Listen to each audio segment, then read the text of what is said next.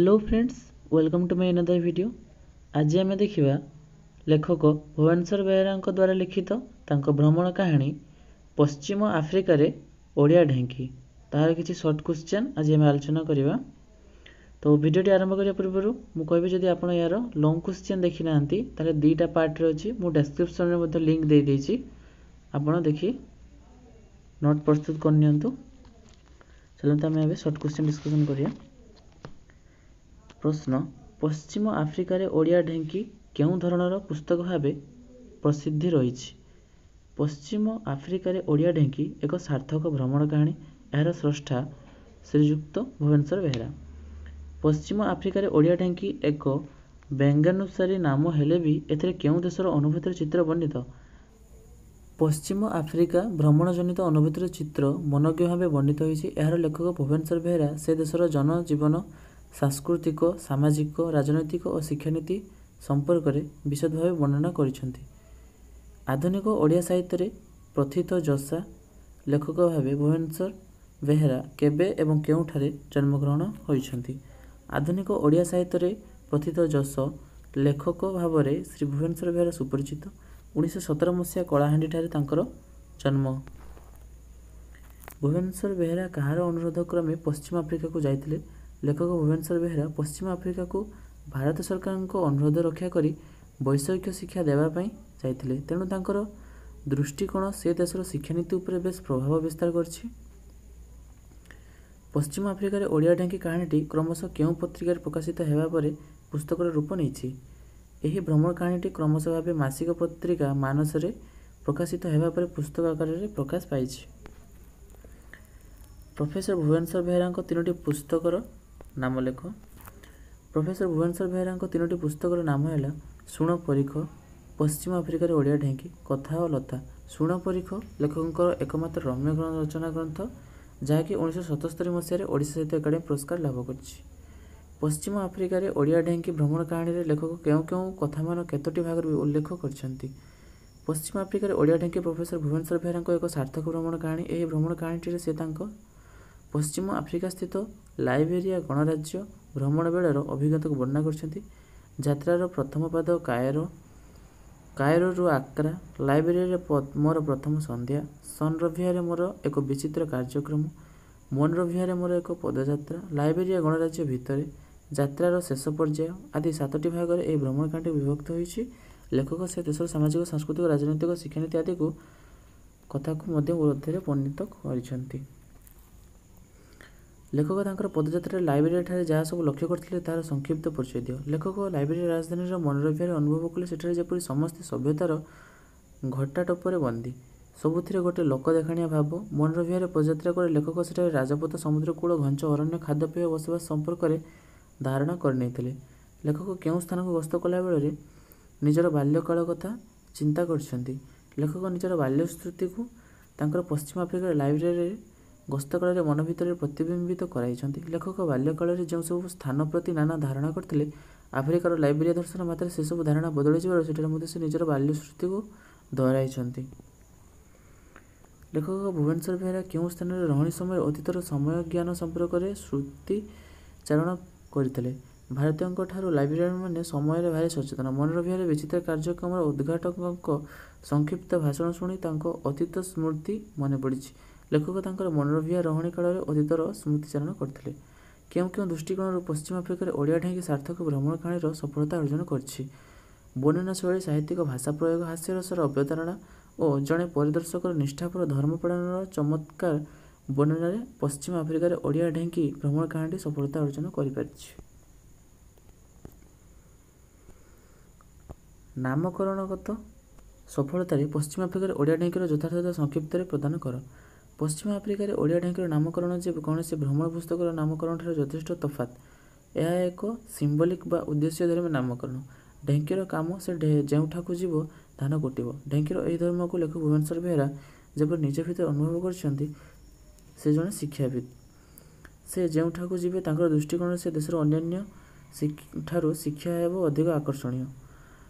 पश्चिम आफ्रिकार लेखक को यही धर्म परिचालित होबार लक्ष्य कर। तेणु पश्चिम आफ्रिकार से ढेंकी निआरे स्वधर्म प्रतिपादन कर ଏହି ପୁସ୍ତକର ନାମକରଣ ପଶ୍ଚିମ ଆଫ୍ରିକାର ଓଡ଼ିଆ ଢେଙ୍କି ଭାବରେ ଯଥେଷ୍ଟ ଯଥାର୍ଥତା ରହିଛି। ତେଣୁ ନାମକରଣ କଥା ସଫଳତାରେ ଯେ ପଶ୍ଚିମ ଆଫ୍ରିକାରେ ଓଡ଼ିଆ ଢେଙ୍କି ସଫଳ ଅସ୍ୱୀକାର କରିହେବ ନାହିଁ। ଲେଖକ ଭୁବନେଶ୍ୱର ବିହାର ଲାଇବ୍ରେରୀରେ କିପରି ନେତା ଓ ଜନତାଙ୍କ ମିଳାମିଶାକୁ ଦେଖି ଭାରତୀୟ ନେତାଙ୍କୁ କଟାକ୍ଷ କରିଛନ୍ତି। ଲେଖକ ନିଜର ଗନ୍ତବ୍ୟ ପଥରେ ସେ ଯେଉଁ ବୈମାନିକ ଅସୁବିଧା ସରକାରୀ କଳର ନିଷ୍କ୍ରିୟତା ଦେଖିଥିଲେ ତାକୁ ସେ ଅକୁଣ୍ଠିତ ଭାବେ ପ୍ରକାଶ କରି ବାସ୍ତବତାର ହିଁ ଆଶ୍ରୟ ନେଇଛନ୍ତି।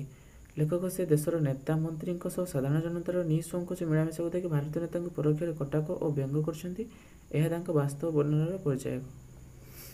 ଲେଖକ ଲାଇବ୍ରେରୀରେ କାହା ସହ ବ୍ୟବସାୟ କେନ୍ଦ୍ର ବୋଲି ଦେଖିଥିଲେ। ଲେଖକ ଭୁବନେଶ୍ୱର ବିହାର ମିଷ୍ଟର ଦାସୱାନୀଙ୍କ ସହ ତାଙ୍କ ବ୍ୟବସାୟ କେନ୍ଦ୍ର ବୋଲି ଦେଖିଥିଲେ। ତାଙ୍କ ସହ ଭାରତର ରାଜନୀତିଠାରୁ ଆରମ୍ଭ କରି ବ୍ୟକ୍ତିଗତ ଜୀବନ ସମ୍ପର୍କରେ ଆଲୋଚନା କରିଥିଲେ। ଲେଖକ ମନୋରବିହାର ପଦଯାତ୍ରା କରି କେଉଁ ବିଷୟରେ ଧାରଣା କରିନେଇଥିଲେ। ମନୋରବିହାର ପଦଯାତ୍ରା କରି ଲେଖକ ସେଠାକାର ରାଜପଥ ସମୁଦ୍ରକୂଳ ଘଞ୍ଚ ଅରଣ୍ୟ ଖାଦ୍ୟପେୟ ବସବାସ ସମ୍ପର୍କରେ ଧାରଣା କରିନେଇଥିଲେ। ଲେଖକଙ୍କ ପିଲାଦିନେ କେଉଁ ଶିକ୍ଷକ ଭୂଗୋଳ ପଢ଼ାଉଥିଲେ। ଜୟକୃଷ୍ଣ ବାବୁ ନାମକ ଜଣେ ଶିକ୍ଷକ ଲେଖକଙ୍କ ପିଲାଦିନେ ଭୂଗୋଳ ପଢ଼ାଉଥିଲେ। ଆଫ୍ରିକା ମହାଦେଶର ଭୟାବହତା ପାଇଁ ସେ ଦେଶକୁ ଡାର୍କ କଣ୍ଟିନେଣ୍ଟ କୁହାଯିବା କଥା ସେ ବର୍ଣ୍ଣନା କରିଥିଲେ।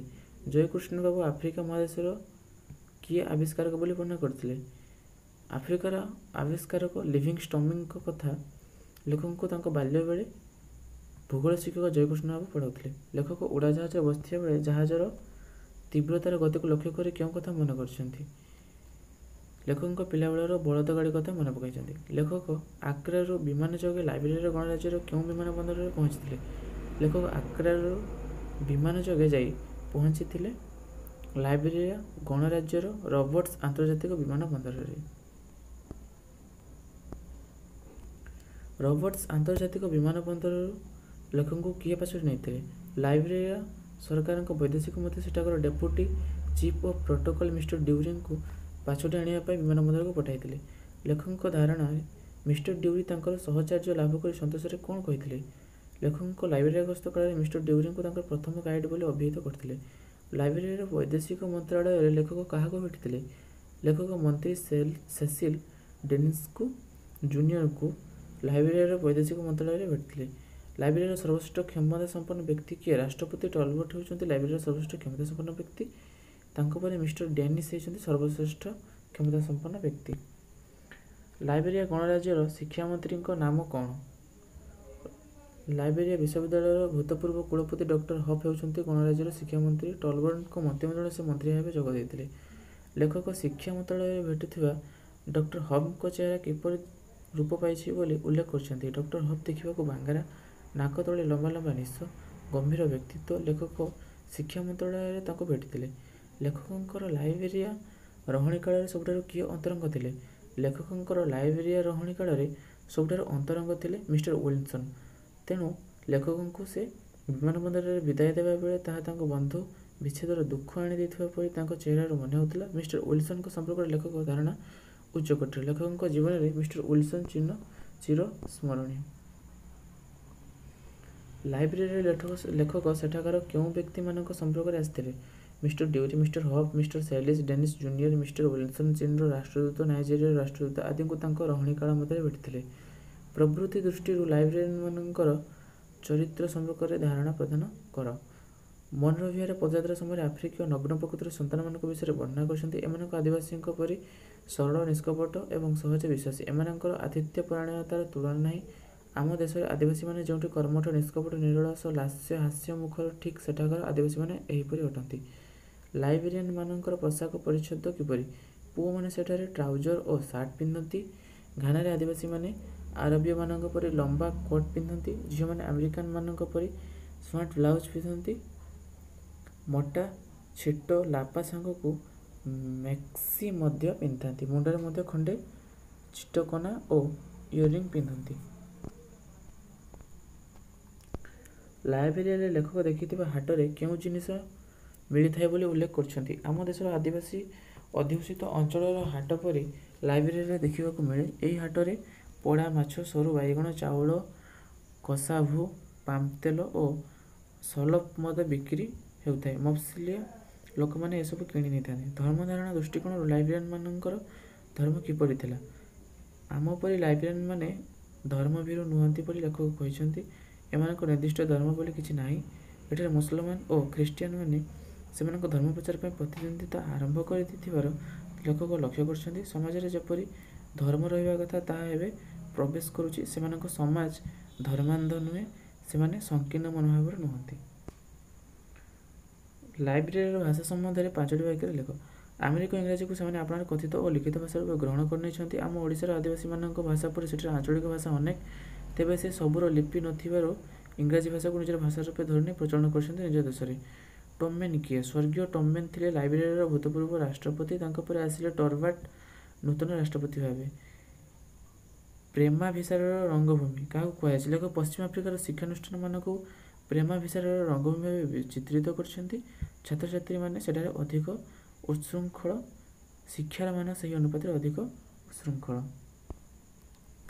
ତ ଏହା ଥିଲା ପଶ୍ଚିମ ଆଫ୍ରିକାରେ ଓଡ଼ିଆ ଢେଙ୍କି ଲେଖକ ଭୁବନେଶ୍ୱର ବେହେରାଙ୍କ ଭ୍ରମଣ କାହାଣୀର କିଛି ସର୍ଟ କ୍ୱେଶ୍ଚନ୍। ଏହାପରେ ଏହିପରି ଭିଡ଼ିଓ ସବୁ ପାଇବା ପାଇଁ ଏବଂ ଆଗକୁ ଏହାର ନୋଟ୍ ପାଇବା ପାଇଁ ମଧ୍ୟ ସବସ୍କ୍ରାଇବ୍ କରି ରଖନ୍ତୁ ଆମ MS ଓଡ଼ିଆ ଟ୍ୟୁଟୋରିଆଲ ଚ୍ୟାନେଲକୁ ଏବଂ ଅଲ୍ ନୋଟିଫିକେସନ୍ ବେଲ୍କୁ ପ୍ରେସ୍ କରିଦିଅନ୍ତୁ। ଧନ୍ୟବାଦ।